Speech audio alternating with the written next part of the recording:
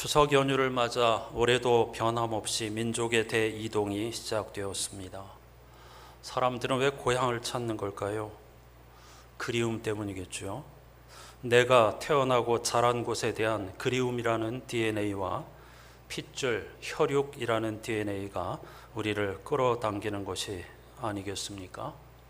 하지만 귀성과 귀경길은 결코 쉽지 않습니다. 비용도 만만치 않고 극심한 교통체증도 각오해야 하죠. 그런데 그것을 시간 낭비라고 생각하는 사람이 있겠습니까? 꼭 상대성 이론을 끌어들이지 않는다 하더라도 그 시간과 비용을 낭비라고 여기는 사람은 없을 겁니다. 만일 그렇게 생각한다면 아예 움직이지도 않겠죠. 예배도 마찬가지입니다. 예배는 영적 고향에 대한 그리움이라고 할 수 있습니다. 명절 연휴에도 불구하고 하나님을 예배하는 것은 우리 안에 심겨진 하나님의 형상이라는 DNA가 우리를 손짓하여 부르고 있기 때문이 아니겠습니까? 오늘 공동번역의 지혜의 외침처럼 거리에서 외치고 장터에서 목청을 돋우며 떠들썩한 내거리에서 소리치고 성문 어귀에서 우리를 지혜와 진리와 생명과 자유와 평화의 길로 목청껏 소리쳐 부르고 있는 것입니다. 하지만 이런 소리를 듣기 원치 않는 사람, 듣지 못하는 사람들은 예배를 시간 낭비라고 여기겠죠. 하지만 마르바던이라고 하는 신학자는 예배를 일컬어서 거룩한 시간 낭비라고 했습니다. 시간 낭비인 것처럼 보이지만 그러나 그것은 구별된 시간, 성스러운 시간, 거룩한 시간, 우리를 살리는 시간, 생명이 숨쉬게 하는 그러한 우리를 생명의 길로 인도하는 시간이기에 거룩한 시간 낭비라고 한 것이겠죠. 그의 말처럼 예배는 하나님께 집중하는 것입니다. 하나님께 집중한다는 것은 하나님이 하시는 일에 집중한다는 뜻이기도 하죠. 하나님이 하시는 일은 도대체 무엇입니까? 물론 모든 것이 다 하나님이 하시는 일이지만 성서가 우리에게 크게 두 가지 하나님이 하시는 일에 대해서 들려주고 있는데 그건 바로 창조와 구원입니다. 창조도 그렇고 구원도 그렇고 한 번으로 끝나는 것이 아닙니다. 만물을 새롭게 하고 계신다는 하나님의 말씀 그대로 창조의 완성을 위하여서 하나님은 지금도 일하고 계시고 예수 그리스도께서 우리가 이해할 수 없는 방법으로 사람이 되셨고 십자가에서 죽으셨고 사흘 동안 지옥에 계셨고 다시 살아나셔서 우리에게 이 길이 결코 헛된 길이 아니고 진리의 길이라는 사실을 온몸으로 증언해 주셨지만 아직도 여전히 그 구원은 완성된 것은 아니기에 지금도 그 구원을 위하여서 성서 기자의 표현에 의하면 하나님께서 열심의 옷을 입으시고 우리와 함께 하신다 이렇게 말씀을 드릴 수가 있겠습니다. 하나님이 하시는 일이 창조와 구원이라고 했는데 따라서 이 하나님이 하시는 일에 집중하는 학문도 창조 신학과 구원 신학 두 갈래로 나눌 수가 있습니다. 구원 신학이 인류의 구원과 역사에 집중하는 것이라면 창조 신학은 우주와 세상의 뿌리, 근원, 근본에 집중하는 것입니다. 복음은 물론 예수 그리스도의 오심과 죽으심과 부활과 다시 오심이라는 거대한 이야기를 주제로 합니다. 하지만 그 거대한 주제는 우리의 하루라고 하는 건조하고 어찌 보면 지루한 현재, 즉 지금이라고 하는 시간 속에서 이루어지는 일이라는 게 우리의 어려움, 우리의 숙제입니다. 그리고 우리 그리스도인들은 이 영광스러운 복음의 메시지를 어찌 보면 비루하게 여겨지는 무한 반복처럼 여겨지는 일상에서 온몸으로 살아내야만 합니다. 이 거룩한 복음, 기쁜 소식을 우리가 그냥 계속 얻을 수 있는 거라면, 아무것도 하지 않고 그냥 누릴 수 있는 거라면 얼마나 좋겠습니까? 하지만 우리는 이 영광스러운 복음을 생로병사라고 하는 일상 속에서 온몸으로 부딪히고 붙잡고 씨름하면서 더듬어가면서 그것을 삶으로 살아내야 하는 것입니다. 따라서 그런 삶을 살기 위해서는 무엇보다도 지혜가 필요합니다. 이런 문제를 다룬 책을, 성서의 책을 지혜문학이라고 하는데, 잠언, 전도서, 욥기 이 세 권이 바로 지혜문학에 해당하는 것입니다. 이 잠언과 전도서, 욥기는 서로가 서로를 비추어주고 하나님의 복음을 풍성하게 하는 책이라고 할 수가 있겠습니다. 잠언은 하나님을 경외하는 것이 지혜의 출발점이고, 우리는 그런 지혜를 사모하고 훈련해서 충분히 일상에서 그런 지혜로운 삶을, 하나님 경외하는 삶을 살 수 있다라고 이야기하고 있고, 반면 욥기는 하나님을 경외하였더니 도리어 고난이 오더라, 정반대의 이야기를 하고 있습니다. 그런가 하면 전도서의 전도자는 이것도 저것도 아니고 다 헛되고 헛되더라, 이렇게 이야기하고 있습니다. 알면 알수록 어려운 것이 우리의 인생이고, 알면 알수록 어려운 것이 성서의 세계이며 구원의 진리라고 할 수 있겠죠.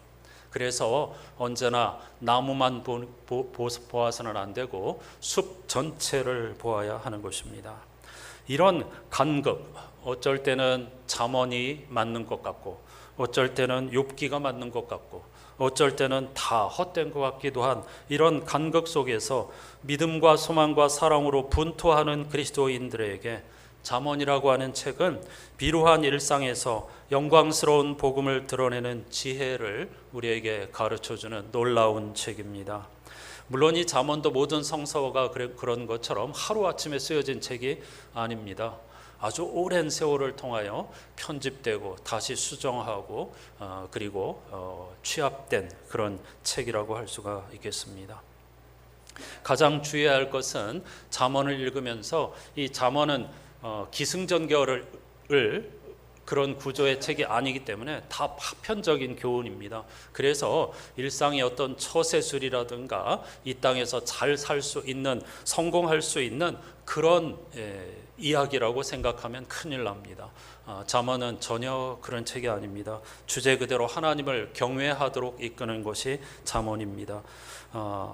잠언은 31장까지 있는데 그 중에서 핵심 역할을 하는 것은 1장부터 9장까지입니다. 일전에 잠언을 본문으로 읽으면서도 말씀드렸지만 약 3분의 1가량이 주제 해설인 동시에 서론이라고 할 수가 있겠습니다.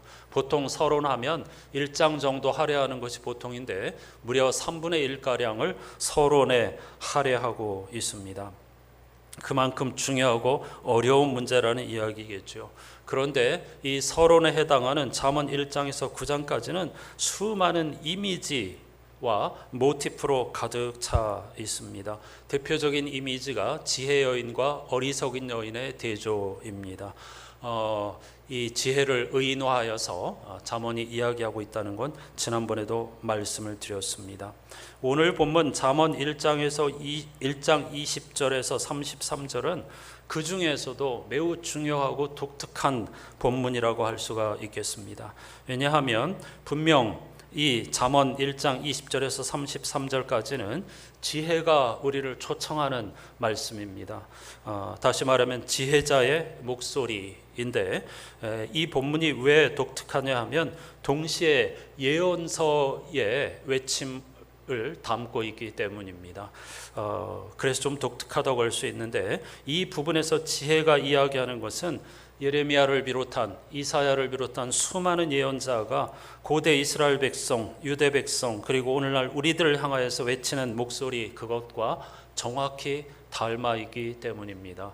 따라서 성서에서도 예언서, 지혜서 이런 식으로 분류를 하고 있기는 하지만 결국은 다 하나님께서 우리를 진리와 생명으로 초대하는 말씀들이다, 이렇게 말씀을 드릴 수가 있겠습니다.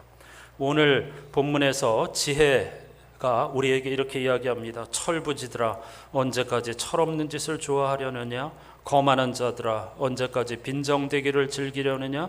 미련한 자들아 언제까지 지식을 거절하려느냐?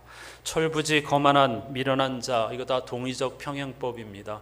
보이는 것이 전부인 줄 알고 보이지 않는 하나님을 업신여기고 자기가 주인 되어서 자기 자신의 나름대로의 처세술을 가지고 삶을 살 수 있고 구원을 완성할 수 있다고 생각하는 자들을 향하여서 내 훈계를 듣고 돌아서면 내 속마음을 부어주고 내 속갯말을 들려주련만 사람은 제가 심은 대로 거둘 수밖에 없고 자기가 꾸민 일로 만족할 수밖에 없는 법이니 어찌하면 좋을까, 이렇게 지혜가 한탄하고 있는 것이죠.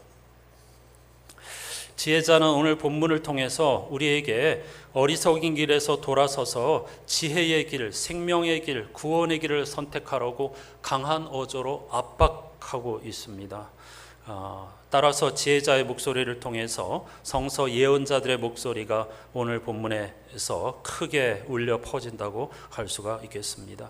공동번역 개정으로 부분적으로 읽었는데 성서 일과표를 통해서 전체를 다 한번 읽어보겠습니다. 그래야 그 흐름을 알 수 있기 때문이죠. 세 번역으로 인쇄되어 있습니다. 한 절씩 교독해 보겠습니다. 제1독서 잠언 1장 20절에서 33절입니다. 지혜가 길거리에서 부르며 광장에서 그 소리를 높이며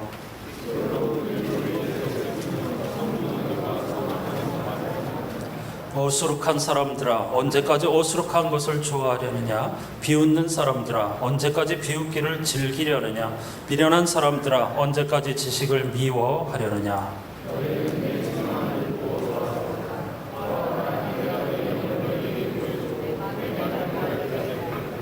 그러나 너희는 내가 불러도 들으려고 하지 않고 내가 손을 내밀어도 거들떠 보려고도 하지 않았다.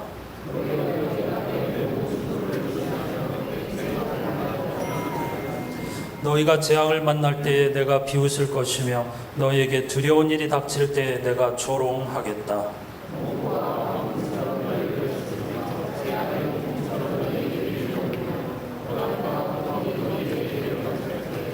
그때야 나를 애타게 부르겠지만 나는 대답하지 않겠고 나를 애써 찾을 것이지만 나를 만나지 못할 것이다.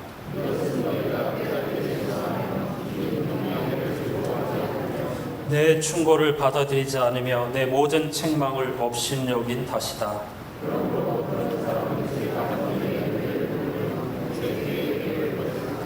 어수룩한 사람은 내게 등을 돌리고 살다가 자기를 죽이며 미련한 사람은 안일하게 살다가 자기를 멸망시키지만 오직 내 말을 듣는 사람은 안심하며 살겠고 재앙을 두려워하지 않고 평안히 살 것이다. 아멘. 이 본문의 어조는 매우 비관적입니다. 희망 섞인 노래가 아닙니다. 안 들을 거야. 사람들은 아무리 외쳐도 돌아서지 않을 거야. 깨달으려고 하지 않을 거야. 관심도 갖지 않을 거야. 결국 뿌린 대로 거두게 될 거야. 재앙을 선택하고 그런 헛되고 헛된 허무한 삶을 살게 되고 말 거야. 그런 지혜자의 탄식이 담겨 있는 말씀입니다. 실제로 모든 예언자들이 이와 같은 선포를 했죠. 돌아오라고 말이죠. 그러나 돌아오지 않을 거라고 했습니다. 그런 이들을 정말 안타까운 마음으로 보다가 이사야는 역설적으로 하나님께서 너희들을 듣지 못하게 하시고 보지 못하게 하실 거야, 이렇게까지 선언하였습니다. 정말 하나님께서 깨닫지 못하게 하시겠다는 뜻입니까? 그렇지 않죠. 아무리 외치고 부르짖어도, 지혜가 소리쳐도, 예언자가 소리쳐도 듣지 않을 거야. 그런 탄식이 포함되어 된 표현이라고 할 수 있겠습니다. 실제 유대인들은 역사 과정에서 반복해서 하나님 신앙을 포기하고 풍요의 신, 욕망의 신인 바알에게 기울어졌습니다. 이스라엘 역사와 바알 신앙과 오늘 우리의 삶이 아무 관계 없는 수천 년 전의 이야기로 생각하십니까? 전혀 그렇지 않습니다. 오늘날도 바알의 심장은 펄떡펄떡 숨쉬고 있습니다. 우리를 자신의 노예처럼 부르고 있습니다. 오늘날의 바알은 바로 자본주의 이데올로기라고 할 수 있겠습니다. 그 자본주의의 노예가 되어서, 시장경제의 노예가 되어서 헐떡이며 살아가는 것이 바로 오늘날 우리들의 모습이 아니고 무엇이겠습니까? 그래서 예언자들은 하나님께 돌아오라고 외쳤고 잠언의 지혜자 역시 하나님을 경외하라고 외쳤습니다. 하나님 안에서만 참된 생명이 있고 그 창조 질서만 보아도 우리가 진리를 배울 수 있다고 외쳤습니다. 거기에 참된 평화와 자유가 있다고 했습니다. 하지만 유대민족은 언제나 위기가 찾아오면 잠깐 귀를 기울인 듯 하다가 즉시 다시 바알에게로 향하였습니다. 결국 예루살렘이 무너지고 바벨론에 끌려가는 신세가 되고 말았습니다. 이런 형편에서 예레미야는 끝까지 하나님만이 우리의 의로움이 되신다고, 다시 하나님께 돌아와야 한다고 외쳤던 것이죠. 잠언 지혜자 역시 우리를, 천지를 창조하여 주시고 우리를 구원하고 계시는 하나님께 인도하는 그런 책입니다. 따라서 잠언 전체에서 여호와를 경외하는 것이 지혜의 시작이며 완성이라고 하는 것이죠. 그런데 하나님을 경외한다는 것이 무엇일까요? 저는 그것을 오늘 제목에서 헤아릴 수 없는 것들에 대한 겸손한 태도라고 정의해 보았습니다. 하나님 경외 여러 가지로 설명할 수가 있겠지만은 저는 오늘 이 시간에는 헤아릴 수 없는 것들에 대한 겸손한 태도야말로 하나님을 인정하는 것이고 하나님을 경외하는 삶이다, 이렇게 말씀드리고 여기에만 집중하고 싶습니다. 다시 말하면 보이는 것이 전부가 아니라는 사실을 알아야 한다는 것입니다. 그걸 아는 데서 머무르고 인정하는 것에서 머무르는 것이 아니라 보이지 않는 세계에 집중하며 살아야 한다는 것입니다. 우리는 이번 명절 밥상머리에서 자녀들을 향하여 보이는 것이 전부가 아니란다, 적어도 이 한 가지를 말해 주어야 합니다.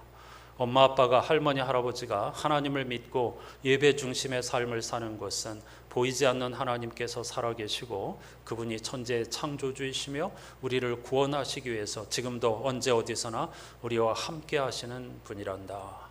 우리의 자녀들이 지금 현실을 버거워하고 미래에 대해서 염려하고 두려워하는 이유가 무엇입니까? 다 보이는 것이 전부라고 생각하기 때문이죠. 눈에 보이는 것 때문에, 눈에 보이는 차별이나 실패와 같은 것들 때문에 두려워하고 그리고 힘겨워하는 것 아니겠습니까? 그런 반면에 하나님은 보이지 않습니다. 성서는 한없이 고리타분한 이야기를 하는 것 같고 교회는 젊은이들을 찾아보기 어려운 시대가 되고 말았습니다. 이럴 때 우리는 더욱더 하나님을 경외하는 것이 지혜의 근본이고 생명이고 눈에 보이는 것이 세상의 전부가 아니란다라고 이야기해 주어야 합니다. 오늘 주보에 보면 명절 밥상머리에서 읽어야 할 말씀, 잠언 1장 7절, 이 주제 말씀이라고 할 수 있는데 세 가지 번역으로 실어 놓았습니다. 여러분, 이 추석 가정 예배를 어렵게 복잡하게 생각하지 마시고, 또한 우리의 자녀들도 길게 잔소리하는 것을 원치 않으니까 이 짧은 말씀 한 절 읽고 눈에 보이는 것이 전부가 아니란다, 하나님이 분명히 계시단다, 그분을 의지하며 최선을 다해야 한단다, 그렇다고 해서 아무것도 하지 않고 그분께 다 떠넘기라는 말은 아니란다. 우리가 할 수 있는 최선을 다하되, 그러나 그것이 전부가 아니고 보이지 않는 하나님의 손길이 있다는 사실을 꼭 기억해야 한단다, 이렇게 전해줄 수 있는 부모와 스승이 되어야 할 줄로 믿습니다. 마침 지난주 읽었던 매일 성경 본문 열왕기하 6장에 보이는 것과 보이는 것에만 의지하는 사람, 보지 못하는 사람들에 관한 재미있는 이야기들이 짧은 구절 안에 집중적으로 나와 있었습니다. 엘리사가 활동하던 때였는데요, 그 시절에는 북이스라엘과 시리아 사이에 전쟁이 끊이지 않을 때였습니다. 엘리사가 도단이라고 하는 작은 마을에 머물고 있을 때에 시리아와 왕이 중무장한 군사를 보내 한밤을 틈타 이 도단 성을 겹겹이 에워쌌습니다. 사마리아를 공격하고 사마리아를 무너뜨리는 데에 엘리사가 때마다 걸림돌이 된다고 여겼기 때문이죠. 그래서 엘리사를 잡아오라고, 그를 죽여 없애야 되겠다고 생각하고 중무장한 군대를 보냈던 거죠.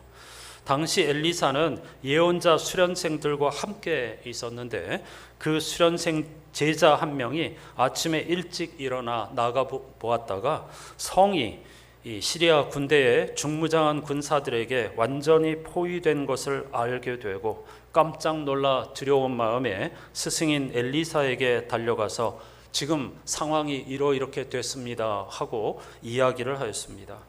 그의 이야기를 들은 엘리사는 묵묵히 그 제자를 향하여 기도합니다. 그 기도의 제목은 그가 눈을 떠서 보이지 않는 세계가 있다는 것을 보게 해달라는 것입니다. 왜 그렇습니까?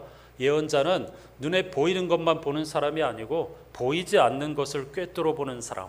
그래서 시인인 동시에 그것을 시적 언어로 전할 수밖에 없는 시인이라고 말씀드렸습니다. 보는 사람 시인, 시를 쓰는 사람 시인. 이 중의적인 의미가 예언자라고 하는 용어에 담겨 있는 것이죠. 사랑하는 제자가 앞으로 이 예언자의 사명을 감당하기 위해서는 눈에 보이는 것만 보아서는 결코, 그럼 다 똑같잖아요. 모든 사람이 일상적으로 눈에 보이는 것만 보고 그것에 매여 살아가는데 예언자의 직분을 감당하기 위해서는 보이지 않는 것을 꿰뚫어 볼 줄 알아야 하는데 안타까운 마음이 들어가지고 제자를 위해서 그렇게 간절히 기도하였다는 겁니다. 그러자 이 제자가 처음에는 도단성을 둘러싸고 있는 시리아 군대만 보고 놀랐었는데 기도하다가 그 시리아 군대를 또 겹겹이 에워싸고 있는 불말과 불병거를 보게 되었다는 것입니다. 이게 무슨 말입니까? 불말과 불병거는 하나님의 능력을 상징하는 거라고 지난주에도 말씀드렸죠. 고대 사람들의 글쓰기 방식에 대해서 지난주에 조금 자세하게 말씀드렸습니다. 정말 그가 불말과 불병거를 보았다는 것일까요? 엘리사의 간절한 기도, 그리고 이 제자도 기도 훈련을 통해서 보이는 것이 전부 다가 아니고 그 모든 것을 주관하시는 하나님이 뒤에 계시다고 하는 것, 나의 등 뒤에서라는 찬송 가사 그대로 우리를 보호하여 주시고 지켜보고 계신다는 사실, 그걸 깨닫게 된 것입니다. 아마 이 사건은 이 제자에게 평생 잊을 수 없는 최고의 교육이 되었겠죠. 성서 기자는 이렇게 엘리사의 제자가 환상을 보았다, 불말과 불병거를 보았다고 했는데 성서 기자가 말하고 싶은 것은 보이는 것이 전부가 아니라고 하는 것을 말하고 싶은 거죠. 이 이야기를 오늘의 언어로 재해석한다면, 만약에 2024년도에 이 똑같은 주제를 가지고 열왕기 하를 쓴다면 어떻게 쓸 수 있을까요? 저는 이렇게 쓸 것 같습니다. 신학을 전공하는 학생이 교수님께 한국교회의 현실에 대한 두려움과 고민을 털어놓았습니다. 선생님, 지금 한국교회는 사면초가입니다. 대형교회는 성도들 많이 모일 때에 부동산에 집중적으로 투자했다가 코로나 이후에 헌금이 줄어들자 서로 분쟁하며 소송 중이고, 대형교회 수많은 대형교회가 전임자와 후임자 사이의 갈등이 끝이 없고, 작은 교회는 그야말로 생존의 위기를 겪고 있습니다. 게다가 젊은이들은 떠나가고 사람들은 우리를 개독교라고 부르니 어떻게 하면 좋겠습니까? 이런 한국교회에 희망이 있겠습니까? 제가 과연 앞으로 목회할 길, 가능성이 있겠습니까? 라고 물었습니다. 교수님이 대답합니다. 물론 한국교회가 위기인 것은 틀림없고 우리는 그것을 반드시 인정해야 합니다. 하지만 보이는 것이 전부가 아니랍니다. 지금은 예레미야가 유다 사람들을 향해 바빌론 포로 생활을 받아들여야 한다고 했던 이유를 생각할 때입니다. 그것은 심판이었지만 동시에 구원의 기회였습니다. 학생은 바빌론 포로 생활로 인해 유대인의 하나님 신앙이 한 단계 깊어졌다는 사실을 기억해야 합니다. 절체절명의 상황에서 그들은 두 가지를 붙잡고 씨름하였습니다. 하나는 하나님의 백성이라고 일컫는 우리가 왜 이렇게 되었나 하는 것이고, 다른 하나는 하나님이 정말 살아계시고 역사의 주인이 맞는 것인가 하는 고민이었습니다. 오늘 한국교회도 그래야 합니다. 세상의 손가락질 그리고 멸시를 받아들여야 합니다. 그리고 잠잠해야 합니다. 우리의 잘못을 돌이켜야 합니다. 우리가 정말 하나님을 믿는 사람이 맞나? 교회가 정말 교회의 본질을 추구했나 하는 걸 붙잡고 씨름해야 합니다. 그리고 하나님을 진정 우리는 신뢰하고 있는가? 교회에도 보이는 것에만 집중하고 있는 것은 아닌가? 이렇게 물어야 합니다. 그렇다면 희망이 있겠죠 라고 대답했다는 겁니다. 저는 이렇게 해석하고 싶습니다. 이어지는 엘리사의 이야기는 엘리사가 이번에는 그 도단성을 포위한 시리아 군사들이 보지 못하게 해달라고 또 기도합니다. 제자의 눈을 떠서 보게 해달라고 기도하던 엘리사가 그 사건 이후에 이번에 시리아 군사들의 눈이 보이지 않게 해달라고 기도합니다. 성서 기자는 그렇게 썼지만 사실은 이 시리아 군사들의 눈을 떠서 보게 해달라는 기도입니다. 똑같은 기도입니다. 주제가 이게 보는 거거든요. 근데 눈에 보이는 것만 보는 게 아니고 보이지 않는 것을 보는 사람, 그런 세계가 있다는 것을 인정하는 사람만이 하나님을 경외할 수 있기 때문입니다. 시리아 군사들에게 잠깐 보지 못하게 해달라고 기도한 것은 하나님이 역사의 주인이시라는 사실을 보게 해달라는 것입니다. 눈을 멀게 해달라는 것이 아니고 보이는 것이 전부가 아니고 군사력이 전부가 아니고 힘이 우리를 구원하는 것이 아니고 역사의 주인이신 하나님이 계시다는 사실을 보게 해달라는 것입니다. 그러기 위해서 잠시 보지 못하는 시간이 필요했습니다. 결국 그 군사들을 수도인 사마리아로 엘리사가 데리고 갔습니다. 군사들의 입장에서는 꼼짝없이 죽게 된 것입니다. 그들은 이제 여기서 죽었구나라고 생각했겠죠. 실제 북이스라엘의 여호람 왕은 이게 얼마나 좋은 기회인가라고 생각하면서 엘리사에게 이들을 다 죽여버리겠습니다 하고 계속 그러니까 허락을 요청했습니다. 그러자 엘리사가 아니 칼과 활로 사로잡은 포로들도 아닌데 어찌 그들을 죽이려고 합니까? 그래서는 안 된다라고 이야기했습니다. 무슨 말입니까? 엘리사는 당신이 지금 여호람 당신은 눈에 보이는 것만 보고 있다고, 이게 얼마나 싸우지도 않았는데 강력한 이 무장 군사들이 우리의 손에 사로잡혀 왔으니 이들을 없애버리면 우리의 군사들의 사기는 하늘 높이 치솟을 것이고 전세도 우리에게 유리하게 될 것이라고 장담하면서 이번 기회를 놓치지 말고 이들을 죽여버립시다라고 이야기하는 거죠. 그러나 엘리사는 하나님께서 하신 일이라고, 왜 당신은 눈에 보이는 것만 보고 그렇게 경솔한 행동을 하려고 하느냐고, 도리어 이들을 풍성하게 대접해서 고향 땅으로 돌려보내라고 권고합니다. 다행히 여호람이 그대로 하였고 그 포로들을 풍성히 먹여서 선물까지 들려보내서 시리아 땅으로 돌려보내자 끝없이 반복되던 전쟁이 잠시 그치고 평화가 찾아왔더라.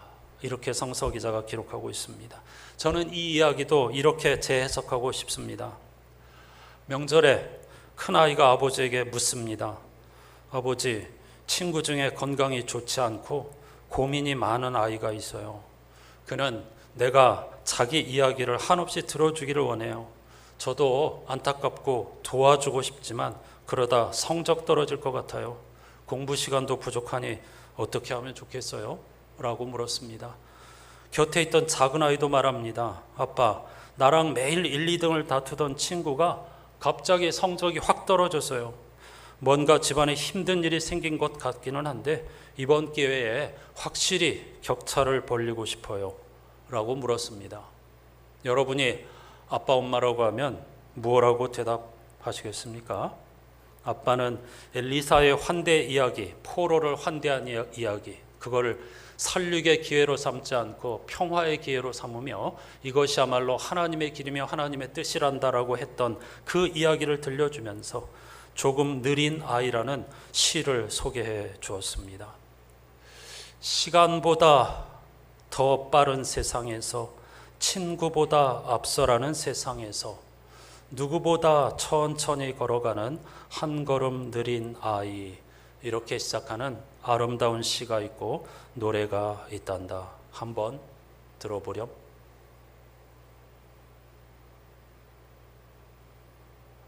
나오는데 잠깐 시간이 걸리는 것 같습니다.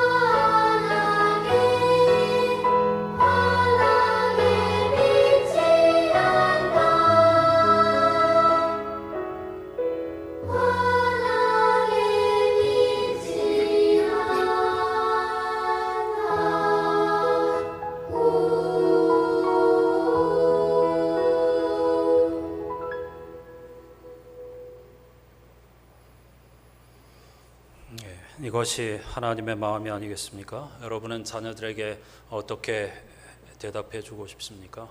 이런 기회를 잘 살려서 빨리 가야 해. 네가 1등 해야 해. 그게 지혜야. 이렇게 가르치겠습니까? 너 친구 돕다가 성적 떨어진다. 정신 차려라. 그러시겠습니까? 아니면 조금 느리게 가도 된단다.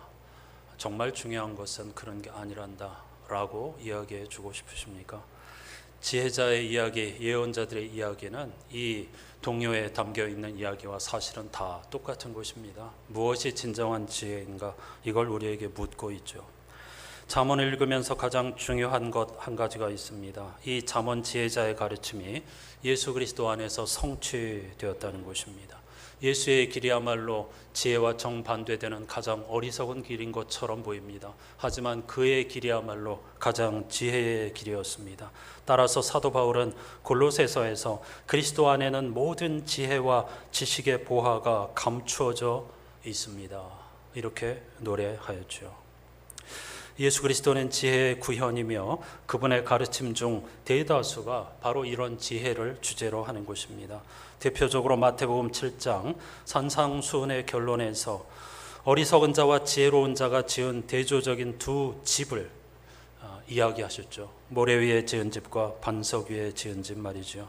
이것이 바로 구약의 지혜서와 예언서를 관통하는 주제이며 오늘 본문의 주제이기도 합니다. 지혜로의 초대, 이 말씀에 진지하게 귀를 기울여야 하겠습니다. 찬송가 205장은 우리에게 주 예수 그리스도의 크신 사랑을 들려달라고 하면서 항상 듣던 말씀을 또 들려달라고 이야기합니다. 지혜자와 예언자들이 한결같이 외치던 그런 말씀이 바로 항상 듣던 말씀입니다. 그런데 우리가 가끔 영어로 찬송을 부르기도 하는데 여기 보면은 Tell me the old story라고 되어 있습니다. 찬양 예배 시간에도 우리가 불렀죠. 옛 이야기, 구태의연한 이야기, 오래되고 낡은 이야기인 것처럼 보이지만 그것이 바로 우리를 구원하는 지혜의 이야기고 생명의 초대이기 때문입니다. 여러분, 교회는 뉴스 들으러 오는 것이 아닙니다. 여러분, 설교는 뉴스 전달을 하는 게 아닙니다. 올드 스토리를 전달하는 것입니다. 예수 그리스도와 그의 사랑을 전하는 것이 설교이고 그리고 거기에 집중하는 것이 예배입니다. 205장을 찬양하십시다.